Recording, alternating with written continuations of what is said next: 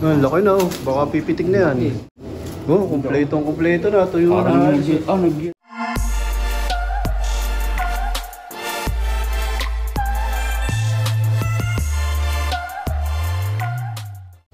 Welcome back mga kalapatids. Ngayon lang kami ulit magbibideo dito sa aming loop kasi nga mahaba-haba yung mga series ng loop visit namin mga kalapatids. Yan, ito na yung update dito sa aming mga inakay dito sa young bird loop. Bali merong 5 young bird dito, yung 4 dito yung bali 6. 5 yung medyo natuturuan na. Nailalabas na sa landing board. Yan. Tapos yung 2 barako, tinanggal nga namin. Lagi nilang sinasampahan yung mga hen. Iniwalay muna namin yung 2 barako. Tapos dito naman sa aming colony, halos malalaki na rin yung mga inakay. Ito yung unang napisa namin na inakay. Tapos yung iba ito.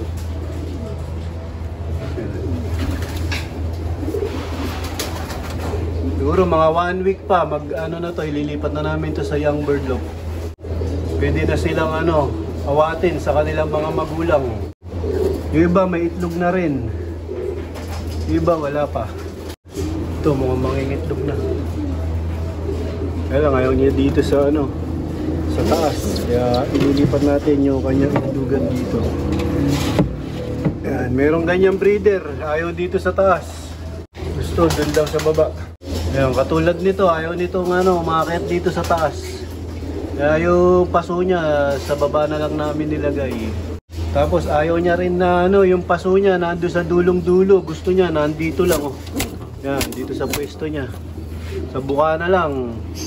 Ganyan nga yung ugali nitong hen na to. Tapos ito, pumuporma na ng pag-itlog. Papain natin kung meron na, wala pa. Ito yung anak nila. Tapos itong kay Idol Russell, may itlog na nga to. Russell Baldago. Yan, lahi ng golden mock niya yan. Yan, meron siyang isang anak. Tapos ito. Yan, iitlog na rin. Itong Imbre Cross sa ibon ni Kalonghair, yung Surebet. May itlog na nga to. Tapos ayun yung anak nila, yung Red Bar. Tapos itong kay J. Rabal Barba. Pinares ko sa Muliman, meron na nga isang anak. Tapos ito nawala na naman sa ayos yung sa pin. So ito nga nandito sa colony ko mga kalapatids, halos sabay-sabay na nagpisaan yan, maliban lang dito. Ito yung pinakahuli na pisa. Pero halos magkasinlaki naman yung inakay nila. Tapos ito, nag-iisa lang din. Tapos dito, nag-iisa lang din. Yan. Bali ang asawa nito, itong co-breeding namin ni Idol Jimmy Gunn na Imbrex. Co-breeding namin ang anak niya na si Alvin Gunn. Tapos dito meron isang anak yan. So yan yung update dito sa aming mga breeder dito sa colony. Bali nga yan, magseset na ng panibagong itlog o mangingitlog na ulit. Kaya ang lakas nila sa minerals, laging ubos. Ayun Tapos nilalagyan ko pa dito yan, ubos din lagi. Tapos dito nga sa aming stock hen, nandito na nga lahat halos yung mga puti. Yan, nilipat na namin dito, nakakapagaspas na sila. Tagal bago namin sila nailagay dito kasi nga nung panahon na kinukondisyon namin itong mga stock hen hindi kami makapaglagay ng mga bagong kalapati. Yan, nung natapos yung pagkukondisyon namin dito sa mga hen, nailagay na namin. Kaya nakakapagaspas na itong mga puti. Ito nga yung nasa noble cage lang na mga ibinread namin. Mga anak ni Bulak at ni Whirlwind. Tapos syempre yung tarpaulin natin ng kalapatids, breeder and flyer mix ni Boss Ronald Gonzales. Dito sa aming mga binread dito sa cage. Naku, malaki na pala to. Malaki na tong anak ni Bulak at nung anak ni 8 Mac. Bali ang lumabas, isang pied at isang gristle. Okay. Laki na oh, baka pipitik na yan. Ha? Laki. Oh, kumpleto na. Ito yung Parang nag-gristle din siya oh.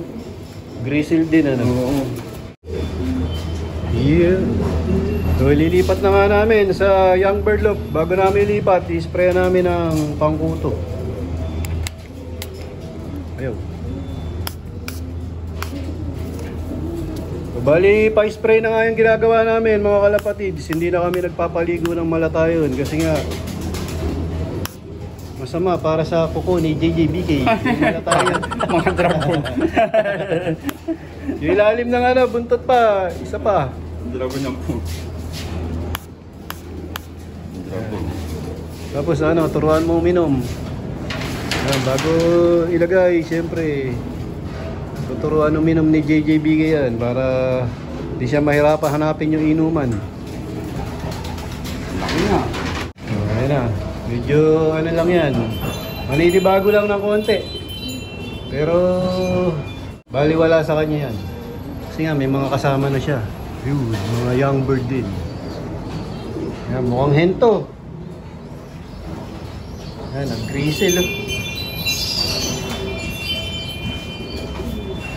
Ito Ganda. Hindi, mukhang babae din to eh. Nauna lang to eh, panganay. Ay, lang ano. Dahil siyang ulo. Oo, tsaka lang to pa. Tapos ito yung kapatid niya, yung nestmate. Yan, anak din niya na to. Ni Bulak. At nung anak ni 8 Mac. Sino mas maganda sa dalawa, sa tingin mo? Parehas lang. Ah, Parehas. ay, sa marunong tumingin na. Ayun, na-spray din natin ng para ano, matanggal yung mga kuto. Ayun ba? Eh, para sigurado.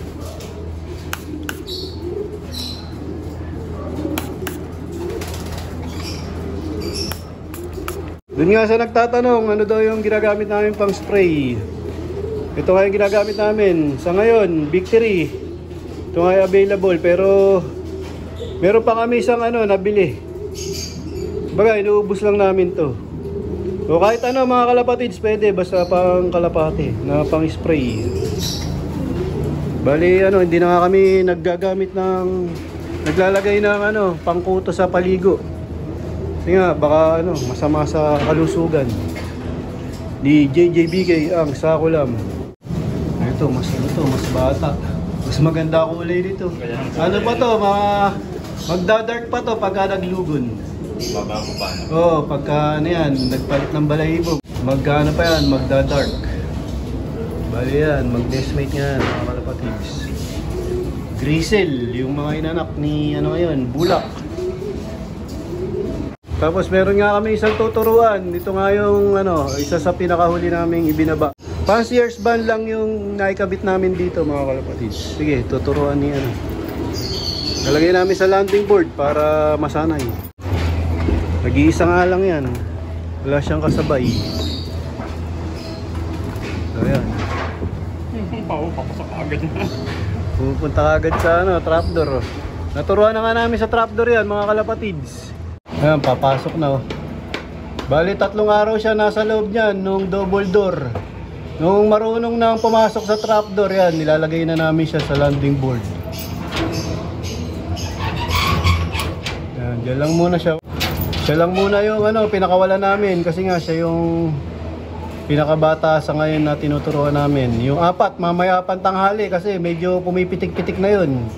Delikadong pakawalan ng ganitong oras. Ito, hindi pa to ano, masyadong lumilipad. Kung nakikita nyo, gusto niya kagad pumasok sa ano, sa landing, ay sa ano, sa trapdoor. Yan, wala pa sa isip niya yung ano, paglipad o pagpitik. Kasi nga, medyo maiksi pa yung pakpak niyan. So, ganyan nga yung ginagawa namin sa mga young bird ngayon na tinuturuan.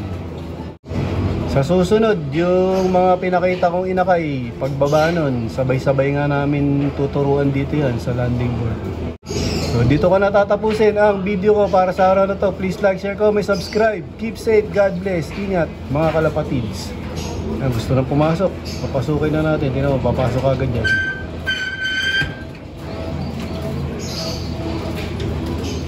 Ayaw. Ayun.